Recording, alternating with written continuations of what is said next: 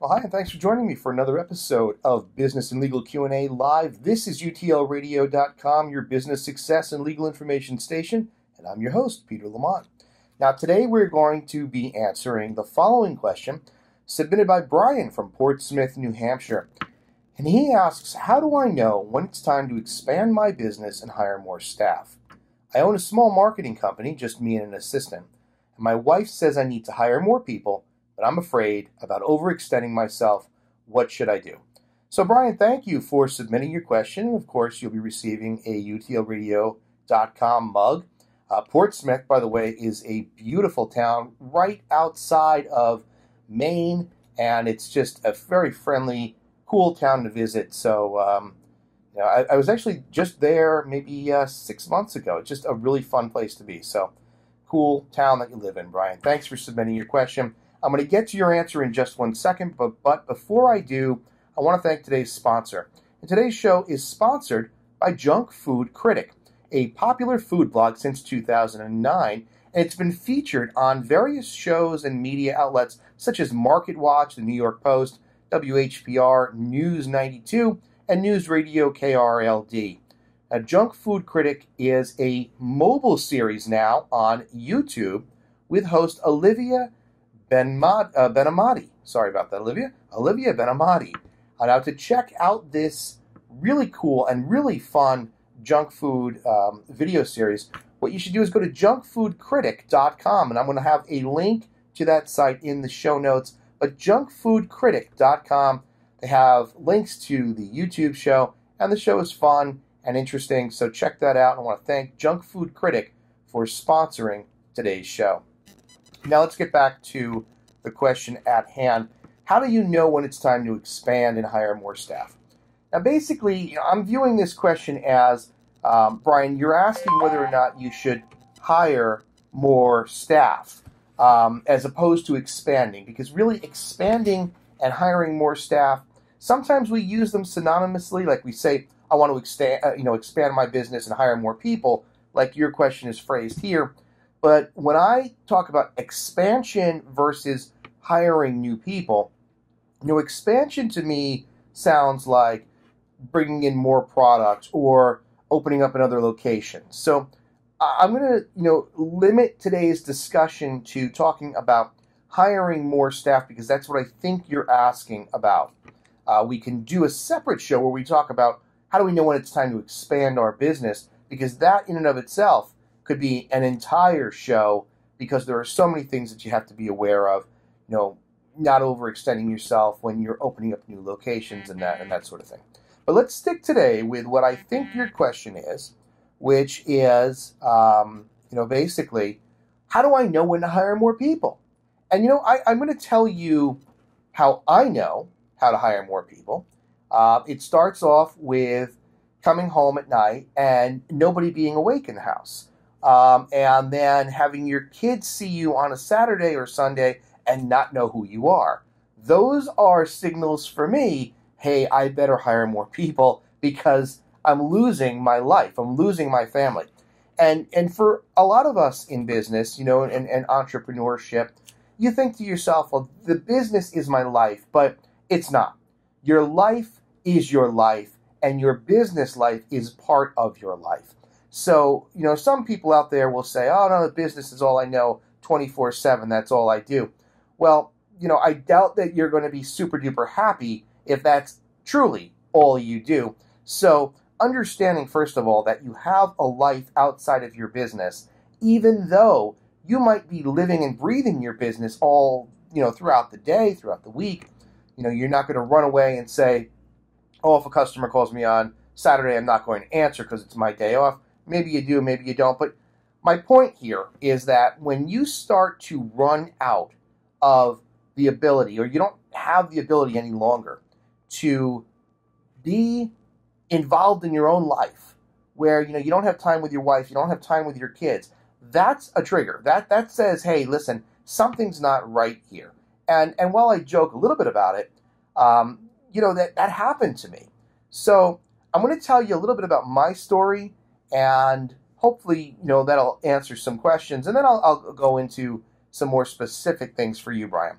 So A number of years ago, I decided after working on Wall Street at a large law firm and other firms and being a partner at a firm, I decided that, hey, listen, it's time for me to make my own rules and to do things the way that I think might be good. So I'm going to open up my own practice. And, that whole idea of opening up your own law firm, it's the equivalent of opening up your own business as an entrepreneur. Forget about what I do for a living. Talk about the journey to starting your own business, because that's really what being an entrepreneur is. And so it doesn't matter what I do. You can take my story and you can equate it to any profession that you're in, okay? And, I went out and I thought to myself, I'm going to bring some people on board right away. And money was an issue. And I said, maybe I'll just bring one person. So I decided to bring an attorney with me, and I thought, all right, the two of us can make it happen. And I was counting on this other attorney to bring work into the brand new firm, and it wasn't happening. And so quickly you realize, all right, you can't afford to have somebody here who's working with you and not bringing in or producing revenue, but revenue's going out. You've got to pay payroll, you've got payroll taxes, employment taxes. And so it quickly dawned on me, hey, this isn't going to work right. So, I'm going to have to make other arrangements. And, we ended up parting ways on really good terms, which is nice, because in any profession, when you part ways with a coworker or employee, it oftentimes gets to be uncomfortable and contentious. And it's really nice when you can walk away from a business relationship still liking the person. So that's a pretty cool thing in and of itself. But so here I am, right? And I'm working, and it's me, and I'm trying to figure out, what do I do? Brand new at running your own firm. So I tried to outsource some work, and you've got to be very careful with who you're outsourcing work to and what sort of outfit or operation you're using. And I had used, in particular, a company that was answering the phones. And, the charges, when you see the general package that they would give you, it looked like it was a very affordable plan. But then when you get all these overages and these other charges, it's like, whoa, I might as well just hire somebody for what I paid you. And, I kind of settled in, and I said, all right, I'm just going to hunker down and do this myself until I get to the point where I know that I need to bring somebody in and I know I can afford it. So there's the first step. You've got to understand that you do have to pay people. And you do have to make sure that you're not overextending yourself financially to the point where all of your money going in is going to employees and not back into the business. Then some people will say to me, well, wait a minute, paying an employee is going back into the business. And yes, that's true if the employee is bringing a benefit to you, a benefit to the company. And it doesn't necessarily need to be a monetary benefit in the sense that this person is bringing in clients. It just means that you have more time, you can do more marketing, you can bring in more clients, you can, hone your own skills, whatever it might be. That has a value. And if that is something that's beneficial, that value that you're deriving from an employee, well, that's a good thing. And then the second part of that is, do you have enough money to afford that value? And you've got to look realistically and sort of understand, what is your monthly income? What is your monthly expenditure? Where can you cut a little bit to make sure that you are still comfortable? You can still have food on the table. You can still provide for your family or for yourself without worrying that you can't make payroll every other week, or however you structure your pay cycle. So I think honesty with yourself is super important. And going back to my story, I said, all right, I know that I can't afford people right now. So I started working and doing everything myself. Started outsourcing a little bit, wasn't working, brought it back in. And I just sort of said, listen, I'm going to do what I can do. I'm going to do the most I can do while my work product is still high quality. I'm going to spend as much time as I can at work getting this stuff done, and hope that my family understands, and try to do what I can to be around for them when they need me. And, I was working probably 13, 14, 15 hours a day because you're a one-man show and you're trying to build this brand and business. And, within, I would say, 6 months, I started getting busier because now some of my efforts were being rewarded by new clients and new opportunities. And I realized quickly that, okay, I'm working 15 hours, but my day is frantic. It's one thing to the next, and I can't focus. There's so much going on and so many things that I have to do, and I can't get them done. And that was starting to stress me out. And then you started to see things slip a little bit, like, maybe you weren't returning a phone call as quickly as you were 5 months ago. So, and I pride myself in doing things in a proper manner. And so that was starting to weigh on me. And then I'd come home and I'd be super cranky. And I might, sit down and talk to my wife, who had had her own day with my kids. And that's tough. Being a mom, a stay-at-home mom especially, is not an easy job. And I say this all the time I get the opportunity to say it. Being a mom is a full-time job. And when you're a working mom, I don't know how you do it, but really, really look up to moms in general.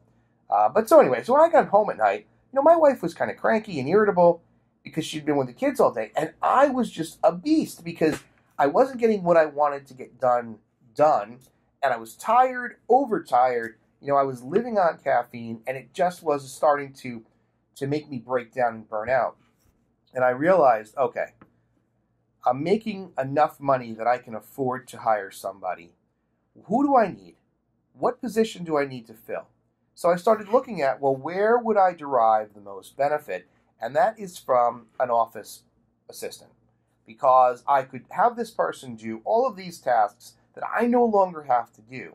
And in my mind, what that's going to do for me is decrease my stress, allow me to delegate some of the less, the less, I don't want to say valuable because it's all valuable, but some of the lesser work, I can delegate that. And that would help me buy some time for myself.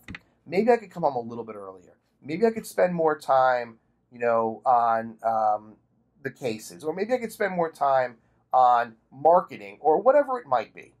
And so I started to really look at the numbers and say, what can I afford to pay somebody? What would help me in the office? What skills, what qualities do I need? And I brought one person on. And that one person was helpful. It was starting to alleviate some of the stress that I was feeling because I wasn't getting all of the things that I had set out in my mind to get done in a day. And this was starting to help. So now I started seeing a benefit. And the benefit was, all right, I've got this extra time, and now I can devote more quality time to the clients or more quality time to marketing. And things were going good. And, there's this sort of desire to, hey, if one is good, two is better. So there's this almost innate feeling that you have that says, if I've got one, I could use another, and then how much more productive would I be? But you have to sort of resist that temptation to just jump out and go bring on more employees without doing that same sort of analysis. And the analysis that I'd like you to use, Brian, is A, is it affordable? What is it going to do to your bottom line? What is it going to do to you on a monthly basis? Are you able to afford it? So that's number one. Now, when I say are you able to afford it, take the flip side of that and say, are you, is it necessary for you, right? Is the benefit so overwhelming that maybe tightening the belt a little bit would be worth it because the payoff is going to be so high? You've got to think about those things. Those are the first things you should think about. What is the budget? What's the benefit of hiring somebody to me? Is it worth the money? And if the answer to that is yes, I can afford to hire somebody, and yes, there's a benefit, then that's step one ticked off in your little checkbox in your mental mind, right? In your mental checkbox. Then you go into the next part, which is, what do I need and how can they help me? So if I was in the perfect scenario, who would I need here to help me? What would they be doing? So I think personally it's really important to kind of break out the tasks and job description in your mind. What would you have this person do? Because having a lot of warm bodies in the office might make it cozy and you might have a good time. But if you're spending money on things that you don't need or work that's not getting done, you don't want to spend your time managing everybody and having no time, because that happens. It happens when, for example, you weren't ready to bring somebody else on board, and now you find yourself trying to figure out what you can give them to do. You know, what can I have this person do? Oh, they're out of something to do. Now what do I do? You spend your time figuring out what tasks you can assign to them, and you're not doing any work. So that's no good. So there is this balance, and you've got to be able to analyze first, do I have the money, or is it so critical that I've got to find the money to do it? And then the next step is, what do I need this person to do? What is the ideal person for me? What can they do for me? That's what you have to look at. And in your case, you know, Brian, you've got an assistant. So I would assume that this is a full-time assistant and you're paying her or him. And you've got to decide now, what is your workload? You know, what is your day spent doing? What are you doing during the day? Before I look to hire somebody else, bring somebody new on board, I always sit back and I always say, what are we as an organization doing during the day?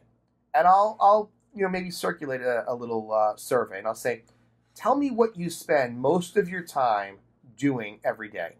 And this goes out to all the employees, and you get some feedback, and people are generally, at least here, generally honest, and they'll say, well, I spend probably an hour to an hour and a half between lunch and talking to people, and then I spend some time faxing and scanning, and maybe I fight with the broken fax machine, and what that does is it helps you learn where you can see how you can sort of reconfigure your office dynamic.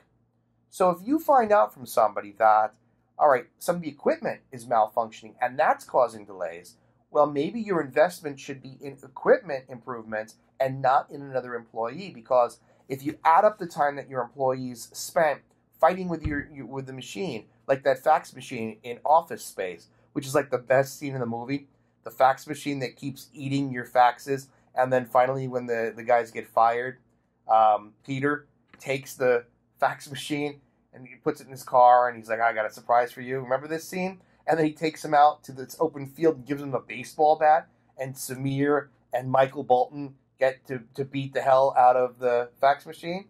So if you've got a fax machine or other hardware problem like that, you might be able to salvage some time from your employees. You might be able to make, some technological improvements that save you from having to hire somebody else. So think about doing a survey with your existing employees. Now, Brian, in your case, it's just you and an assistant. But what you should really do is have a sit down with your assistant and find out what works, what doesn't work. Because I would imagine that you're not micromanaging your assistant and you're allowing him or her an opportunity to do things on their own. So they're going to be able to tell you things that you might not be aware of. All right, now, once you've done that and hey, look, everything's functioning right, it's just a matter of us having too much work and we can't meet the needs of our customers or clients, then you've got to go back and say, okay, I have looked at the money, I know what benefit I could derive from the type of person that I think I'd need to hire, I've analyzed all of the other time loss scenarios where I can see if I can sort of find some time. Technology's okay, I've thrown the water cooler out the window, so now nobody can talk over the water cooler, all these things. And now you say, all right, but still, even if I take care of all of those things, we still need help. The work is just too deep. Then you start thinking about adding a person. And, there's, again, this sort of rush to, well, maybe I need 2 people or 3 people. And you can kind of get way ahead of yourself. I am a big believer in, be cautious, right? I'm not like super conservative where, you don't take any risk, because no risk, no benefit. But when it comes to something like this, think of it in 2 ways. A, you don't want to hire too many people and have to let them go because A, it's uncomfortable. B, you're going to be spending money on these people. C, you've wasted your time training them. And on the other end of that spectrum, you don't want to be unfair to somebody. You don't want to bring somebody into a company, hire them, and then 3 weeks later tell them they have to leave because you don't have enough money. So think about that. Think about that balancing act. Make sure that you don't jump the gun and bring in all these people because 2 is better than 1 and 5 is better than 4. You just get yourself crazy. So you've got to really kind of remain in control and really be analytical. You've got to be Mr. Spock and be logical, and you've got to look at your needs, your revenue and ability to pay these people, what people you need, what skills you need, and what it can do for you. And then you look at ruling out all of those other issues. Technology, time wasting, maybe you need a better policy in the office. Maybe there's not a sort of a lunch policy or a break policy where you're able to see what people are doing or when they're coming back. All of these things come into play. And then you can make that informed decision. Yes, I'm going to bring somebody on. And then when you get to that point, you need to do it a little bit at a time. Brian, you're a small business and you don't want to go out on a hiring craze and bring in 4 people. Because if you're struggling with the idea of bringing on one other person, don't get caught up in the idea of more is better, because more is less for you. And if you don't have enough work to spread around, or you're hiring people that are not qualified, it's not going to help you, okay? So how do you know when it's time to expand as far as your staff? Just what I said, just my experience. When you're overwhelmed, when your work quality starts to diminish, when you are working harder but getting less and less done, when your family becomes a second thought, a side note in your life, when you miss opportunities with your children, the ability to see them at a Halloween parade at their school or the first day of school, when you start missing those things, those are red flags that you've got to be aware of and start this self-critical analysis, and say, hey, maybe I need to hire somebody. Now, once, you get somebody on, then it's a whole different story. Now you brought this other employee on. What happens if your workload changes? Do you immediately fire them? Do you wait? That's another topic, and that's not your question. So I'm not going to answer that, but I want to just throw that out, food for thought. Think about 6 months from now. Is this work sort of overflow temporary? Or is it permanent? Or do you hope it to be permanent? Or is there something that if you do it better, you can make it permanent? You've got to look too at the quality and nature of your overflow. Is it temporary or permanent? Because that's going to have an impact on what you do, what you hire too. Just think about the holiday season in the retail world. What do they hire? What do you see the signs for? Part-time holiday help, right? They don't say, or full-time holiday help, whatever it is, but it's holiday help. There's an expectation that if I get this job, I'm not here forever. Maybe I can prove myself and maybe I'll stay on, but going into it that you're hired for holiday help. And if you know that your overflow is temporary in nature, maybe you need a temporary employee so that you're not overextending yourself. Like I said, it's great to have people here in your office. It's even better to have people that are buttering you up all day. Oh, you're such a great boss. Oh, you're this, you're that, right? But it's not great to pay people when they're either not qualified or you don't need them. You, as a small business, a small employer, you have to think bare bones and then slowly build.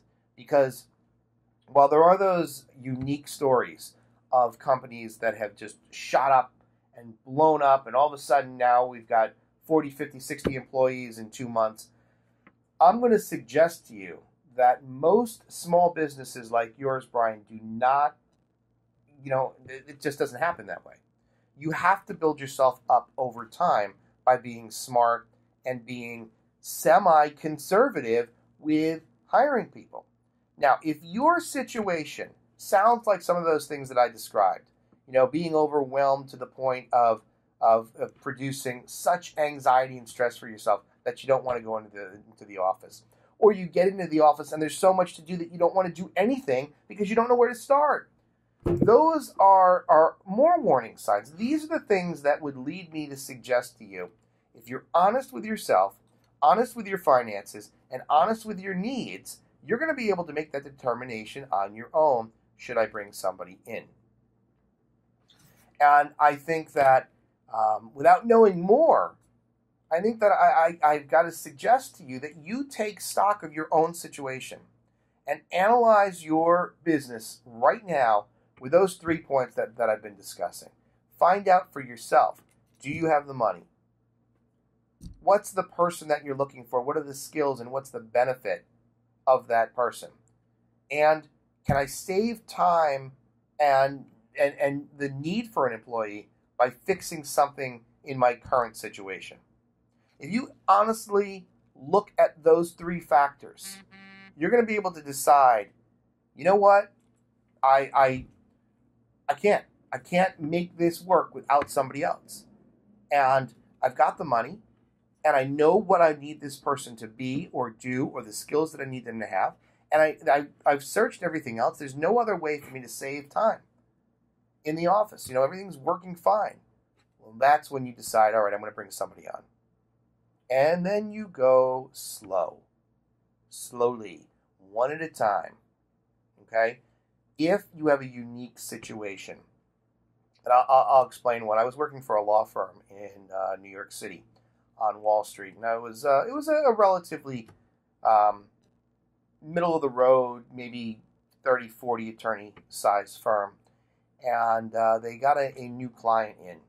And the client was going to be delivering to them a ridiculous amount of files. It was an insurance program, and there was just a lot of files that were there, thousands. And they knew, okay, we can do this work, but we need to staff it properly. And so they made a decision to bring in a staff of people. It was probably something around 5 or 6 people. And that's a big hire at that time for a mid-sized firm like that. And they really looked at the benefit from that work, right? This is that analysis. Remember what I said, can you afford it? Or is it so valuable that even if you can't afford it right now, you've got to find a way to make it happen? Well, that was their scenario where it was such a potential gold mine to have all this work in that it would be too painful to pass it up, even though maybe the budget didn't allow for a full staff to come on for this project at this time. But what they also did was they analyzed the viability, not liability, viability of the project. What was the long-term scope of the project? How many months, how many years for these cases to evolve and develop? And what's the benefit over time? So this is not something that you just take lightly. You really need to do some honest analysis of your situation. Now, Brian, I'm going to tell you one more thing, okay?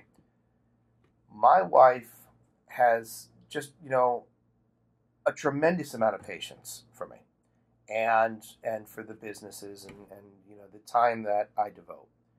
And even though she's got all this patience for me, there's times when she'll say, why don't you do this? Why don't you do that? Now, I don't know if your wife is involved in your business or not, but sometimes when you hear from family members or relatives or friends, you should do this, you can't just jump on board that wagon without taking stock in the company yourself and figuring out, I understand that this person is suggesting that I do this, but Do I really need to do it? Is it really the right thing to do?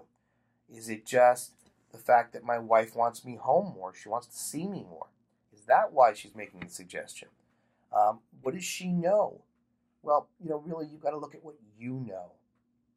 That's the only way it's going to work. So sometimes significant others, spouses, friends, family, they make all kinds of suggestions about what you should be doing with your business. And really, only you know what you should be doing with your business. And only you know those key factors: finances, needs, and skill set, and whether or not the time can be saved elsewhere. Only you know that. So obviously, right, you don't want to anger your wife. No man wants to anger their wife. But if you, if you just act on a family member's suggestion or direction, you're going to be doing yourself a disservice. Sure, it might work out sometimes, but you're better off to conduct that three-part analysis that I've been talking about, for the last few minutes, okay? So, for me, I do that analysis, and then if it looks like we need to bring somebody on, I do. And no matter how many employees you have, 500, 600, 40, 30, 3, 2, whatever it might be, I would do that same analysis. And it's going to help you. It really will, because you're going to have a better grasp on your situation. Are you just stressed out this week because you have deadlines coming up, and do you want to hire somebody because you need to alleviate that immediate stress? But what about next week? What about the week after that? What's your client, intake going to be like? How much work are you going to have? How much product is your customer going to purchase? That sort of thing. That's going to help you evaluate that when you go through that three-part analysis. So I hope, Brian, that answers the question for you. Obviously, there is no exact answer to your question. No one can say to you, here is when you hire somebody, here's when you don't. But I think that if you use the three-part analysis I've laid out, I think you'll be in a much better position to make an educated decision about whether or not you need to add more staff to your marketing business. Brian, I want to thank you so much. Hope you enjoy living in Portsmouth, New Hampshire, because it is a beautiful town. You'll be getting a UTL Radio mug sent to you shortly. And I want to again thank today's sponsor, Junk Food Critic. If you want more information about them or to check out their YouTube page, go to junkfoodcritic.com. So thanks to them for sponsoring the show. That's going to do it for today. Don't forget that we have a show scheduled for tomorrow, which is it's going to be a really good show. We are going to be talking with the founders of the Paleo Bar. They were on Shark Tank and have made a wonderfully popular and top-notch product. So we're going to be speaking to them tomorrow. We've got Business and Legal Week in Review on track for next Monday, and then we'll be back Tuesday and Wednesday with Legal Q&A Live and then Business Q&A Live. A lot of things going on. We also have 2 active giveaways. The Rich Gaspari giveaway, which will be closing shortly, so make sure you have left your review after listening to that episode. And the Beard Bro giveaway, where we're going to be giving away 5 brand new Beard Bros. Michael Burnett is going to be on the show in the next few weeks talking about his product and his company. So those giveaways are available, or rules, terms, and conditions are available on the website. And don't forget our back-to-school scholarship for families that might need a little extra help getting their kids on track for school this year. There are 5 $100 gift cards available, and all you have to do is submit your explanation as to how this money could help you and what you'd use it for, and you'll be considered for the giveaway for the scholarship. So check that out. That's all on utlradio.com. Tell your friends, family, colleagues about utlradio.com and the benefit that you're receiving from it. Don't forget to communicate with me. Let me know what you like, don't like, suggestions, comments, anything that you got to say. We will listen to it. I want to thank you all for subscribing and for tuning in today. And don't forget, you can listen to this on Blog Talk Radio, on the app, on iTunes, where you can subscribe to the show, or on utlradio.com. That's going to do it. Thanks for tuning in. Remember that there's power in understanding the law.